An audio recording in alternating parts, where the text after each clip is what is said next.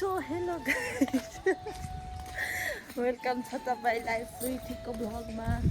तर म स्विटी होइन, म उसको बहिनी भनेर मैले तपाईँलाई हिजो अस्ति पनि भनेको छु होइन, किनकि दिदी चाहिँ भ्याउनुहुन्न भ्लग स्लग बनाउनु। अहिले फाल्टै काम चलिरहेको भएर अनि दिदी काममा जानुहुन्छ अनि मैले बनाउँछु डेली भ्लग है। अनि उठाउनु न, म चाहिँ यहाँ एउटा बहिनीसँग जाँदैछु क्या, अनि दिदी छैन नि त अहिले, त्यही भएर बहिनीसँग बहिनीलाई साथी लगेर जाँदैछु म चाहिँ। अनि बहिनीलाई साथी लगेर जाँदैछु अनि आउँदा उहाँ फोन आयो क्या बहिनीको, अनि उठाएर बोल्दै हिँड्दैछ। उसलाई देखाउनु हुन्थ्यो अनि उस अलिक क्यामेरामा आउनु मान्दिनन्। मेरो बहिनी चाहिँ मतलब स्विटी दिदी भएको चाहिँ अघि आइसक्नुहुन्छ मेरो टेन्सनले, तपाईँहरूले देखि पनि सक्नुहुन्थ्यो। अनि त्यही भएर मैले चाहिँ यहाँ एउटा सानो बहिनीलाई लगिदिएको साथी मलाई, किनकि एक्लै बाटो हिँड्नु लाज लाग्छ, त्यही भएर मैले साथी लगेको बहिनीलाई। अनि त्यो भाउजूकोमा जाँदैछौँ। भाउजूको भनौँ किन दिनै जान्छौँ भन्दाखेरि यहाँ त रुममा बस्ने एक्लै अल्छी लाग्छ कि, त्यही भएर तल गएर भाउजूसँग बोल्दै बस्नु आनन्द हुन्छ, त्यही भएर हामी तल जान्छौँ जहिले। अस्ति दिदी नै आउनु थियो, दिदीको आफ्नै काम भएर आउनुहुन्न नि, भरे बेलुका साँझमा आउनुहुन्छ मलाई लिनुलाई। दिदीलाई म भरे बेलुका देखाउँछु ल। फेरि मलाई यस्तो हुन्छ नि, मेरो बहिनी छ नि त मसँग, म एक्लै भएको भए कति हाँसेर मर्छ होला बरै यो रोटोमा। म तपाईँलाई देखाउँछु हाम्रो भाउजूको घर जाने रोड होइन, यो चाहिँ कसको घर जान्छ थाहा छैन, यो चाहिँ हाम्रो भाउजूको घर जाने रोड हो। मलाई सोल्टी हेरेर सोल्टी फुत्तै निक्ल्यो, मलाई देखाएको त्यो सोल्टी पनि कान ठाडा पारेर बसेका छन्, खुट्टा उचाल्छ त फेरि। त्यही भएर मेरो सोल्टी फेरि कस्तो राम्रो छ भनेर यस्तै छ। अनि आज चाहिँ हिजोदेखि पानी परेको भएर धेरै गर्मी छैन, अनि शीतलै छ। अनि बाटोहरू पनि भिजेर धुलो नउड्ने भएको छ। अनि सोल्टी चाहिँ अलिक बिरामी रहेछ, लुते रहेछ म जस्तै खान पाएर। मैले त तर घरमा भात खानिदिन्छ नि, तर मेरो चाहिँ जिउमा मासु लाग्दैन, त्यहाँ म यस्तो सिकुटे छु। ऊबाट अर्को सोल्टी छ फेरि, खुट्टै नभएको एउटा। अनि मेरो चाहिँ जहिले आँखा जानु भनेको चाहिँ यहीँ काँक्रोको लहरोमा हो। कस्तो काँक्रा हेरेर उठ्दाखेरि डल्लो काँक्रो थियो, हेर्नु भाइ काँक्रा कतिमा त फलेको छ ती, तर हाम्रो होइन त्यहाँभित्र त देख्न सक्दैन कत्रो छ। त्यस्तो काँक्रा त मैले आजसम्म कहिले त देखेकै थिइनँ। म त नजिकमा चोरेर लगिदिन्थेँ। काँक्रा चोर्नुमा चाहिँ फेरि माहिर छुइनँ। अनि तपाईँहरू देख्न सक्नुहुन्छ यहाँ फुल, मैले अस्ति पनि देखेको थिएँ, तर यो फुल यो सोल्टीको चाहिँ एउटा खुट्टा काट्दैछ कि ब्रेकअप भएर। अब ब्रेकअप भएपछि त गर्लफ्रेन्डलाई भेट्नु जानु पर्दैन नि त, त्यो उसले एउटै खुट्टा काट्दै अरे गर्लफ्रेन्डको यादमा। कस्तो राम्रा छ यहाँ फुल, माइ गड। मैले कुनै दिन यस्तै घर बनाउँछु कि यही भ्लगबाट पैसा कमायो भने क्या। ओप्छा फेरि यहाँ चाहिँ जहिले बनाउँछ सेन्ट, यस्तो मिठो सेन्ट छ नि, फेरि तपाईँहरूलाई पनि चाहिन्छ भन्नु, म जम्मा गरेर राखिदिन्छु। ओ माइ गड, मकैबारी पनि छन् फेरि यता। यहाँ पानी परेर भन्नुहुन्छ भनेदेखि यस्तो हिलो बाटो भएको छ नि, घिनलाग्दो कुकुरको हाँसी पनि भाउँछ है फेरि। म जाँदैछु, अलिक यसमा नबोल्नु, चिप्लो गऱ्यो भने मरिन्छ। खोइ मान्छे छैनन्। अब यो अमिलो हुन्छ रहेछ पनि, यो पनि अमिलो हुन्छ सोध्नु त। अनि चाहिँ बहिनीले आज यो अमिलो हुन्छ कि सोध्नु न चाहनु। अनि म चाहिँ बहिनीले यहाँ किनिदिँदैछ, म चाहिँ खानेकुरा आउने हो।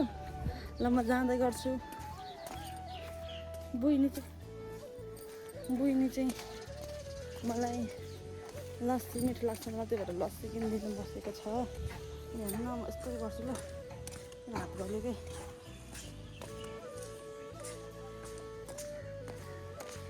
ल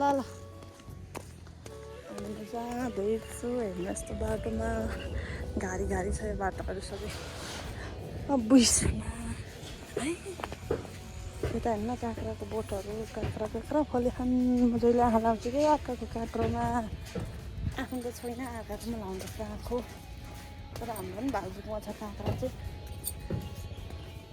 भाउजू पनि रोप्नु भएको काँक्रा त्यही नै छ काँक्रो चाहिँ अनि म अगाडि देखाइहाल्छु ल भाउजूहरूकोमा काँक्रो ल अनि मेरो बहिनी चाहिँ बिस्तारै आउँछ क्या पछाडि पछाडि बिस्तारै बिस्तारै आउँदैछ म एक्लै हिँड्छु यस्तो हिलो हिलो बाटोमा अन्त भाउजू घरतिर पुग्नु लागिसकेको छु होइन म तपाईँ भाउजूको घरमा पुगेर भाउजूको थालेको खुर्सानी र काँक्रो देखाउँछु ल अनि म फेरि कति हिलो भएको बाटो यता आज पनि यहाँ चाहिँ हेर्न मेस्सीको फ्यानको घर हो कि मेस्सीको फ्यानको घर मेस्सीको मेस्सी हो कि पेप्सी हो ए पेप्सी होइन है मेरो फेभरेट फ्लेभर फेरि मेस्सी हो मैले पेप्सी त्यत्तिकै भनेको हो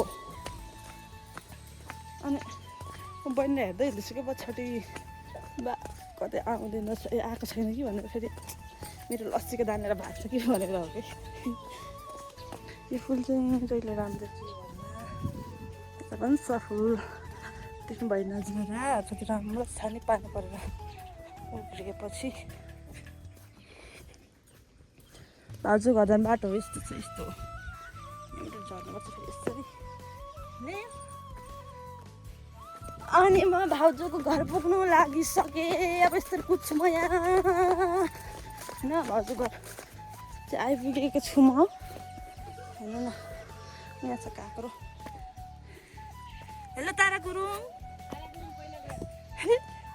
पहिला गयो रे हाम्रो भाउजू चाहिँ हेलो भन्नु अब हेलो भन्नु न सिरेको खोल कहाँ ढुको चिटिक्क पारेर हेर्नु न साथीहरू यहाँ हाम्रो भाउजू एकदम सरसफाइ गरेर आमा उता पनि धोएर तन्ना सन्ना पटक पारेर ल्याउ ल्याउ भइछन् आऊ क्या बुइनी आऊ बुइनी लगाउँछन् क्या है नयाँ नयाँ देखेर आउनु न भन्नु न आउनु बुइनी बस्नु भन्नु न अनि उहाँ चाहिँ हाम्रो तारा गुरुङ भाडा धोइदिउँ अब चाहिँ म घर जानु लागेको ल तारा गुरुङ बाई बाई प्रत्येक जाँदा बाई भन न बाई भने नि त आप काट्दिन बाई गर्नु न बाई गर्नु ल हामी भोलि आउँछु ल कहाँ हामी चाहिँ भाउजूलाई बिदा गरेर म चाहिँ घरतिर लाग्दिएको चिप्लोमा लड ए ओरै छ है छिल्ला आउनु है अनि म चाहिँ आप खाँदैछु सरी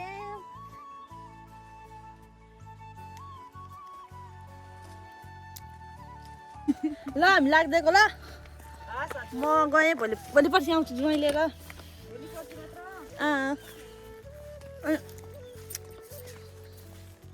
तपाईँ बाटोमा अब खाँदै खाँदै हिँड्नु घिन लाग्छ होइन साथीहरू कस्तो घिनलाग्दो बाटो छ क्या म अघि नै घर जान्थेँ तर क्या गर्नु पानी पऱ्यो घर पनि जानु पाइनँ मलाई दिदीले लिनु पनि आएन अनि म एक्लै लाग्दिएको घरतिर एक्लै लाग्दिएको छु अनि पानी परेर हेर्नु यता यस्तो भएको छ कि ट्याङ ट्याङ टेऱ्याङ त्यस्तो भए ए जाँठा फेरि मेरो म के बोल्न आउँछ कि म जेठी छोरी त होइन तपाईँले मलाई यस्तो भन्न आउँछ अनि म के भन्नु लागेको भने खासमा चाहिँ अब आजको ब्लग चाहिँ यति नै भन्नु लागेको अनि किनकि मलाई यो बाटोमा भिडियो गराउने घिन लागिसक्यो यहाँ न भुइँमा यस्तो घिन लाग्दो बाटो छ कि अनि यस्तो गिजिक गिजिकमा कसरी हिँड्नु त्यही भएर म आजको भिडियो चाहिँ यहीँ इन्ड गर्न चाहेँ अनि म भोलि चाहिँ अर्को भिडियो लिएर आउँछु ल साथीहरू ल बाई बाई गुड नाइट सबैजनालाई भन्नु थियो ल